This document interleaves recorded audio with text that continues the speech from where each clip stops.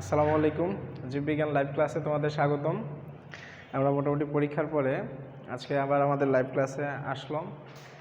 তো আজকে আমরা মূলত আলোচনা করব আমাদের পরীক্ষার যে সিলেবাস ছিল কোষঝিল্লি, সেই কোষঝিল্লি সিলেবাসের পর থেকে আলোচনা। তো কোষঝিল্লির পর আমাদের কোষের মধ্যে একটা গুরুত্বপূর্ণ অঙ্গাণু, যার নাম আমরা বোর্ডে দেখতেই পারতেছি, মাইটোকন্ড্রিয়া। এটাকে power house of a cell বলা হয়, কোষের শক্তিঘর বলা হয়। কেন বলা হয় এটা তোমরা ক্লাস 8 থেকেই শিখে আসছো, যে এটাকে শক্তিঘর বলা হয় কারণ কোষের সমুদয় শক্তির বেশিরভাগ অংশটা অর্থাৎ সিংহভাগটাই মূলত মাইটোকন্ড্রিয়াতে তৈরি হয়। আমরা জানি একটা জীবের দেহে সবাত শ্বসন প্রক্রিয়ার মাধ্যমে শক্তি তৈরি করে। তো সবাত শ্বসন প্রক্রিয়ার মধ্যে যে 4টা ধাপ, এই 4টা ধাপের মধ্যে শেষের 2টা ধাপ ক্রেবস চক্র এবং ইলেকট্রন প্রবাহতন্ত্র, ক্রেবস সাইকেল এবং ইলেকট্রন প্রবাহতন্ত্র বা ইলেকট্রন ট্রান্সপোর্ট সিস্টেম, এই 2টা ধাপ মাইটোকন্ড্রিয়াতে সংঘটিত হয়, যেখানে একটা কোষ সর্বোচ্চ পরিমাণ শক্তি পায়। এজন্য মাইটোকন্ড্রিয়াকে কোষের পাওয়ার হাউস বলা হয়, শক্তি ঘর বলা হয়। এই কোশ্চেনটা অনেক স্টুডেন্টই দেখা যায় অগোছালোভাবে লেখে, তো তোমরা একটু নিজেরা গুছালো করে লিখবা যে মাইটোকন্ড্রিয়াকে কেন কোষের শক্তিঘর বা পাওয়ার হাউস বলা হয়। তো মাইটোকন্ড্রিয়া কোষের একটা গুরুত্বপূর্ণ অর্গানেলস, একটা অঙ্গাণু। একটা কোষের বলা হয় যে একটা কোষের শতকরা প্রায় 20 ভাগ, একটা কোষের আয়তন যতটুকু তার শতকরা 20 ভাগ মাইটোকন্ড্রিয়া নিজেই দখল করে রাখে। তো অন্যতম বৃহত্তম অঙ্গাণু বলা চলে আমাদের এটাকে কোষের।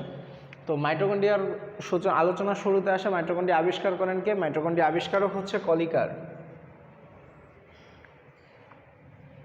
বিজ্ঞানী কলিকার মাইটোকন্ড্রিয়া আবিষ্কার করেন এবং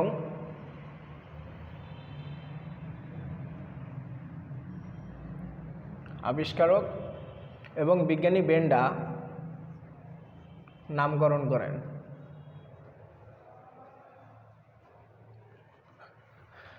বিজ্ঞানী কলিকার আবিষ্কার করেন মাইটোকন্ড্রিয়াকে এবং বিজ্ঞানী বেন্ডা নামকরণ করেন মাইটোকন্ড্রিয়া। এই যে মাইটোকন্ড্রিয়া শব্দটা আমরা বলতেছি, এই মাইটোকন্ড্রিয়া নামকরণ করেন বিজ্ঞানী বেন্ডা, আর আবিষ্কার করেন কে? বিজ্ঞানী কলিকার। এর মাঝখানে অল্টম্যানের কথা বলা হয়।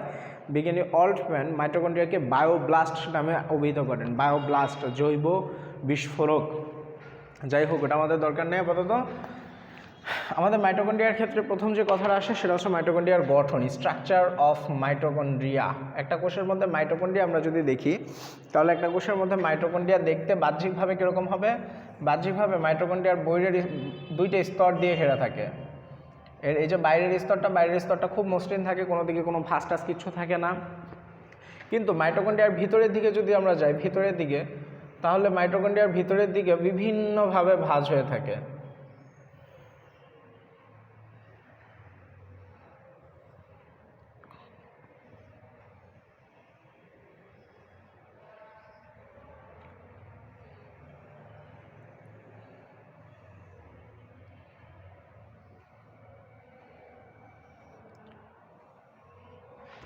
মাইটোকন্ড্রিয়াটা এরকমভাবে ভিতরের দিকে বিভিন্নভাবে ভাঁজ হয়ে থাকে।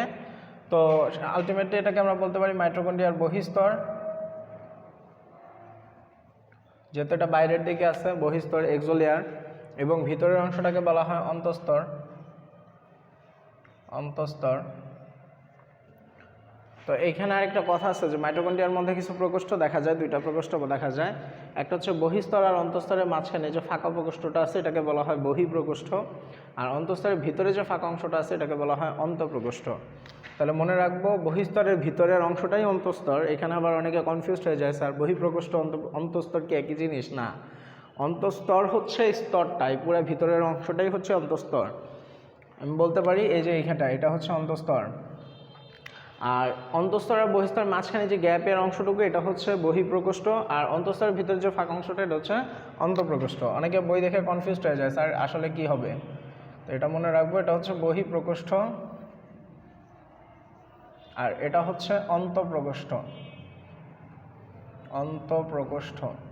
একটা কথা বারবার বলে দেই, সেটা হচ্ছে তোমাদের অ্যাসাইনমেন্টের খাতাগুলো দেখার সময় আমরা দেখলাম যে অনেক স্টুডেন্ট আছে যারা কালারফুল পেন ইউজ করছো অন আর্ট অফ ফিগার, যে কোনো চিত্রের ক্ষেত্রে কালারফুল পেন ইউজ করছো।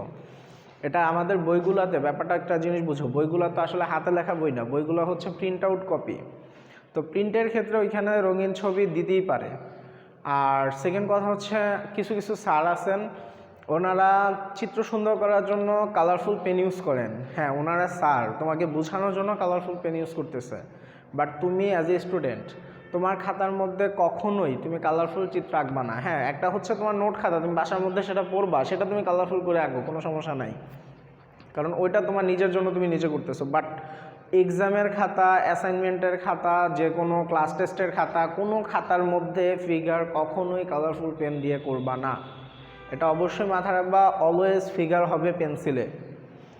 যে কোনো চিত্র আঁকবো আমরা পেন্সিলে চিত্র আঁকবো, পেন্সিলে মার্ক করব, পেন্সিলে চিত্রের নাম লিখে দিব। যদি এটা না করো মার্কস কাটা যাবে। যত সুন্দর চিত্রই আঁকো না কেন, তুমি যত সুন্দর কালার করে আঁকো না কেন, টিচার জাস্ট দেখবে আর কেটে দিবে, জাস্ট দেখবে আর কেটে দিবে, 0 দিয়ে দিবে। So be careful. তো অন্তঃস্তর আর বহিঃস্তরে এই যে প্রকোষ্ঠ দুইটা গেল, এরপর অন্তঃস্তরের ভিতরে এই যে বিভিন্নভাবে ভাঁজ হওয়া অংশগুলা, এই অংশগুলাকে বলা হয় ক্রিস্টি। এই অংশগুলোকে বলা হয় ক্রিস্টি। ক্রিস্টির গায়ের মধ্যে দেখা যায় এরকম কিছু ছোট ছোট ছোট ছোট গোলাকার বস্তু দেখা থাকে, লেগে থাকে, পুরা ক্রিস্টি জুড়িয়ে থাকে। পুরা ক্রিস্টি জুড়ে এরকম কিছু ছোট ছোট গোলাকার বস্তু লাগানো থাকে। এই ছোট ছোট গোলাকার বস্তুগুলোকে বলা হয় অক্সিজম। এগুলো হচ্ছে অক্সিজম।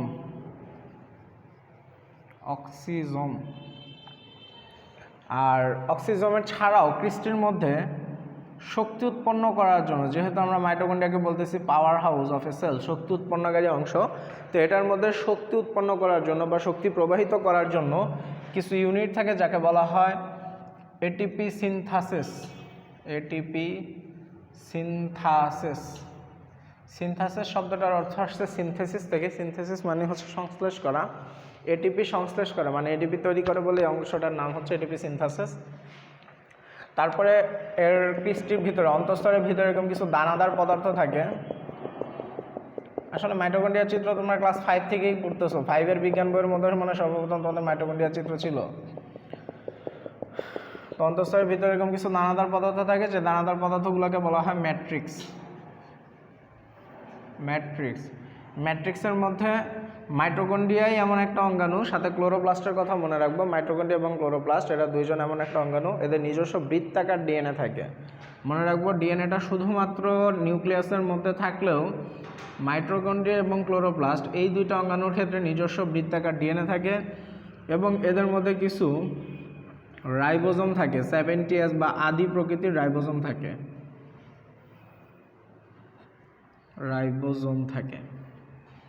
তাহলে এই হচ্ছে একটা মাইটোকন্ড্রিয়ার গঠন। তাহলে একটা মাইটোকন্ড্রিয়ার গঠনে যদি আমরা আসি, মাইটোকন্ড্রিয়ার গঠনে দুইটি স্তর থাকে, বহিঃস্তর, অন্তঃস্তর।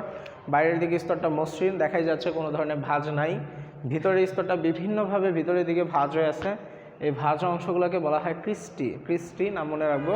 ক্রিস্টির গায়ে যে গোল গোল গোলাকার বস্তুগুলো দেখা যায়, এগুলো হচ্ছে অক্সিজম। অক্সিজমের কাজ হচ্ছে মূলত এনজাইম ধারণ করে রাখা। মনে রাখবো মাইটোকন্ড্রিয়াতে যেহেতু কোষের শক্তি উৎপন্ন হওয়ার মেইন প্রসেসটা হয়, তো ওই প্রসেসের জন্য যে এনজাইমগুলো দরকার হয়, সেই এনজাইমগুলো এই অক্সিজম ধারণ করে রাখে। আর অক্সিজম ছাড়াও ক্রিস্টির গায়ের মধ্যে কিছু এটিপি তৈরি করার জন্য কিছু অঙ্গাণু থাকে, যাদেরকে বলা হয় এটিপি সিনথাসিস। এগুলো আমরা আরও ক্লিয়ার হব যখন আমরা বোটানি চ্যাপ্টার 9 পড়বো, অর্থাৎ উদ্ভিদ শারীরতত্ত্ব বা প্লান্ট ফিজিওলজি। এটা যখন পড়বো আমরা, তখন এই সিনথাসিসের ব্যাপারগুলো, সালোক সংশ্লেষণের ব্যাপারগুলো আরও ক্লিয়ার হয়ে যাবে। আবার আমরা যখন রেসপিরেশন পড়বো, হিউম্যান রেসপিরেশন, প্লান্ট রেসপিরেশন, এই টপিকসগুলো যখন পড়বো তখনও ক্লিয়ার হয়ে যাবে। আচ্ছা, যাই হোক, তারপরে বহিঃস্তর আর অন্তঃস্তরের মাঝখানে যে প্রকোষ্ঠ থাকে এটা হচ্ছে বহিঃপ্রকোষ্ঠ। অন্তঃস্তরের ভিতরে যে ফাঁকা অংশটা থাকে সেটা হচ্ছে অন্তঃপ্রকোষ্ঠ। অন্তঃপ্রকোষ্ঠের মধ্যে যে গাঢ় তরল পদার্থ থাকে তাকে বলা হয় ম্যাট্রিক্স। ম্যাট্রিক্সের মধ্যে নিজস্ব বৃত্তাকার ডিএনএ এবং 70S রাইবোজোম থাকে, এবং কিছু প্রকারের এনজাইম ম্যাট্রিক্স ধারণ করে রাখে। বলা হয় মাইটোকন্ড্রিয়াতে প্রায় 100 ধরনের এনজাইম তৈরি হয়। প্রায় 100 ধরনের এনজাইম মাইটোকন্ড্রিয়াতে তৈরি হয়। তো এই গেল মাইটোকন্ড্রিয়ার গঠন। এবার আসি মাইটোকন্ড্রিয়ার কাজ। আমাদের যেহেতু সময় অল্প, টপিকস আগাইতে হবে অনেক।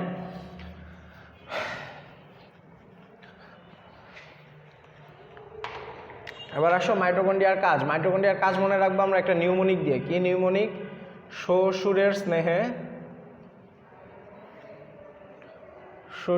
স্নেহে প্রবীণ ডাক্তার, অর্থাৎ শ্বশুর আদর করতে করতে ডাক্তার সাহেবকে বৃদ্ধ বানায় ফেলছে।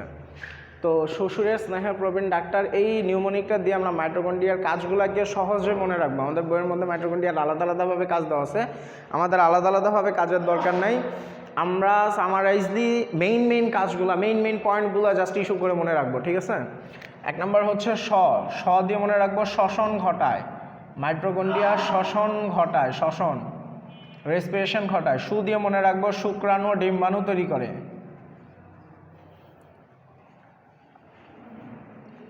শুক্রাণু ও ডিম্বাণু তৈরি করে। স্নেহ দিয়ে মনে রাখবো স্নেহ বিপাক করে, স্নেহ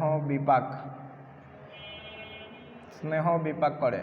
প্র দিয়ে মনে রাখবো প্রো এনজাইম তৈরি করে, প্রো এনজাইম তৈরি করে। ডি দিয়ে মনে রাখবো ডিএনএ তৈরি করে, আর আর দিয়ে মনে রাখবো আরএনএ তৈরি করে। দেখো ভাই, আসলে যারা মেডিকেল অ্যাডমিশনের জন্য চিন্তা ভাবনা করছো যে আমি ডাক্তারি পড়বো, আমি মেডিকেলে অ্যাডমিশন নেব, বাবা মায়ের স্বপ্ন, এখন থেকেই পড়াশোনা শুরু করো। বায়োলজি মেডিকেল অ্যাডমিশনের মধ্যে 30 মার্কস বায়োলজি থেকে হয়, 30 মার্কস 30 নাম্বার। আর মেডিকেল অ্যাডমিশনে ভালো করার জন্য অবশ্যই খুঁটিনাটি বিষয়গুলো সম্পর্কে তোমার ক্লিয়ার কনসেপশন রাখতে হবে, ঠিক আছে। আর নর্মাল ভার্সিটি অ্যাডমিশনের মধ্যে বায়োলজিতে একটা মার্কস ক্যারি করে, অ্যাবাউট 15 থেকে 20 মার্কসের মধ্যে ক্যারি করে। তো আমাদের এখন থেকে টার্গেট রাখতে হবে অ্যাডমিশন টেস্ট। আর অ্যাডমিশন টেস্ট যদি আমাদের টার্গেট থাকে তাহলে আমাদের অবশ্যই খুঁটিনাটি বিষয়গুলো ভালো করে পড়ে নিতে হবে, কারণ এখন থেকে অল্প অল্প করে পড়লেও অনেকগুলো পড়া হয়ে যাবে। যদি তুমি জমায় রাখো অ্যাট লাস্ট শেষে গিয়ে অনেক বেশি হয়ে যাবে। আমরা ক্লাস 9-10 যে বায়োলজি বই পড়ে আসছি, ওই বায়োলজি বইয়ের মধ্যে বায়োলজির ক খ ছিল, সহজ কথা বায়োলজির ক খ ছিল। এখন তোমার কাছে একটা ক্লাস প্লে কেজি নার্সারির বাচ্চাকে দিলে তার পড়াগুলো যেমন হাস্যকর মনে হয় যে হ্যাঁ এত সহজ পড়া ছিল, কিন্তু 9-10 টপিকসগুলো ছিল আসলে এরকম ক খ টাইপের। অনেকে 9-10 বায়োলজিকে গুরুত্বই দেয় না, ধর এটা একটা সাবজেক্ট হলো মুখস্থ করলেই তো হয়ে যেতেছে, কিন্তু আসলে ইন্টারমিডিয়েটে বায়োলজি টপিক্সটা এতটা ইজি না। আমি বলতেছি এতটা ইজি না, যতটা ইজি ক্লাস 9-10 বায়োলজি বই ছিল অতটা ইজি না। 9-10 বায়োলজি বইয়ের মধ্যে সব কিছু সামারাইজ আলোচনা ছিল, সারাংশ ছিল, সারমর্ম ছিল, কিন্তু ইন্টারমিডিয়েটে এসে সেটা ভাব সম্প্রসারণে কনভার্ট হয়েছে, ঠিক আছে, ব্যাপারটা এরকম।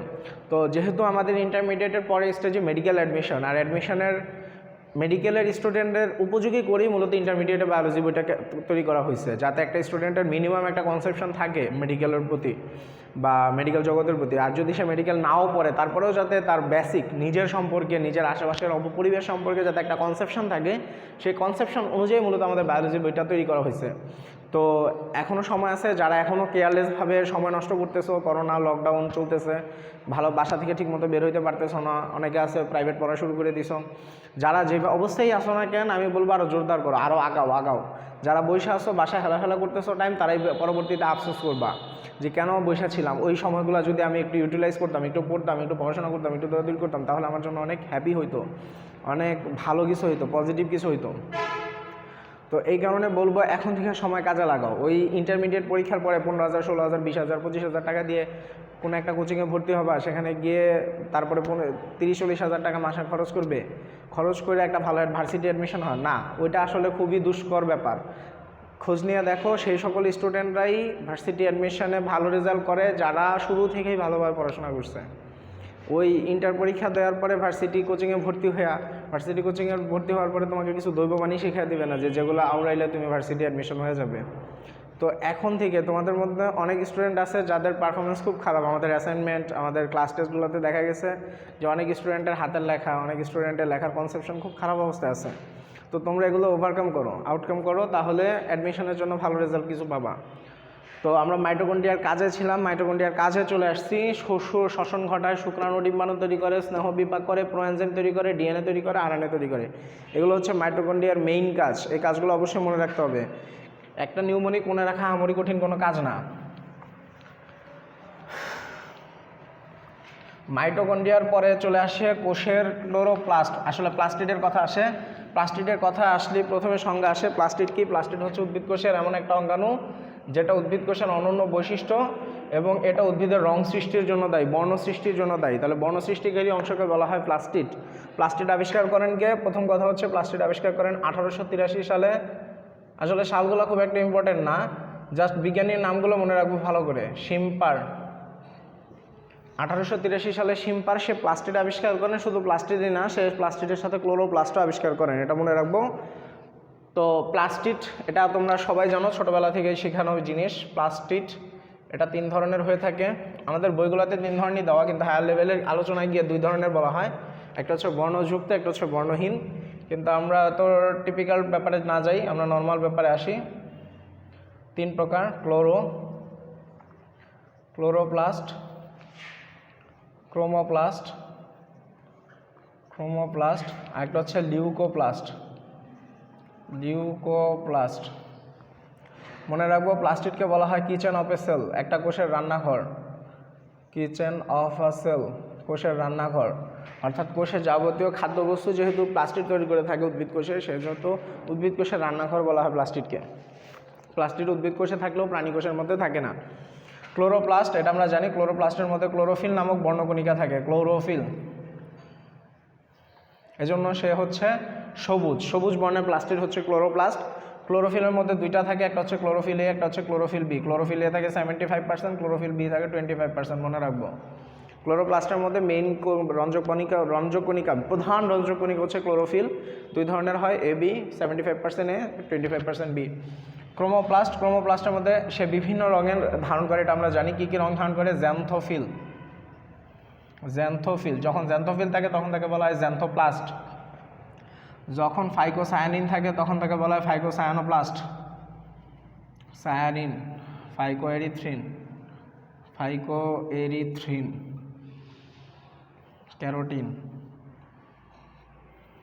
ক্যারোটিনয়েড।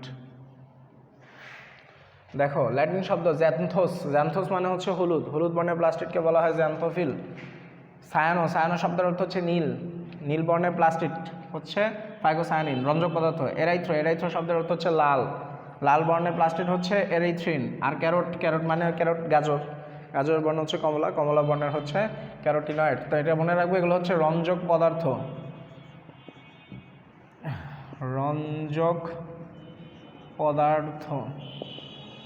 তারপর সে লিউকোপ্লাস্ট। লিউকোস শব্দের অর্থ হচ্ছে বর্ণহীন, যার নিজের কোনো বর্ণ নাই, সেটাই হচ্ছে লিউকোপ্লাস্ট। রিলেট করে মনে রাখো, এরাইথ্রো শব্দের অর্থ হচ্ছে লাল। আমাদের শরীরের মধ্যে যে লাল বর্ণের রক্তকণিকা থাকে, লোহিত রক্তকণিকা, সেই লোহিত রক্তকণিকার ল্যাটিন নাম হচ্ছে এরাইথ্রোসাইট। রিলেট করব, এরিথ্রিন, এরাইথ্রোসাইট। এরাইথ্রো মানে লাল, তাহলে এরিথ্রিন লাল বর্ণের। লিউকোসাইট, আমাদের দেহের মধ্যে শ্বেত রক্তকণিকা থাকে, শ্বেত রক্তকণিকা আসলে বর্ণহীন হয়। তো লিউকোস শব্দের অর্থ হচ্ছে বর্ণহীন। তো উদ্ভিদের বর্ণহীন প্লাস্টিডকে বলা হয় লিউকোপ্লাস্ট, আর আমাদের বর্ণহীন রক্তকণিকাকে বলা হয় শ্বেত রক্তকণিকা বা লিউকোসাইট। তো লিউকোপ্লাস্ট, তার মধ্যে কোনো বর্ণ থাকে না, কিন্তু সে কাজের উপর ভিত্তি করে। লিউকোপ্লাস্টের কাজ হচ্ছে খাদ্য সঞ্চয় করা। সে কী কাজ? খাদ্য সঞ্চয় করে। 3 ধরনের খাবার সে সঞ্চয় করে বলে সে 3 ধরনের হয়। একটা হচ্ছে অ্যামাইলোপ্লাস্ট, একটা হচ্ছে অ্যালিউরোপ্লাস্ট, একটা হচ্ছে ইলায়োপ্লাস্ট। অ্যামাইলো, সে মূলত কার্বোহাইড্রেট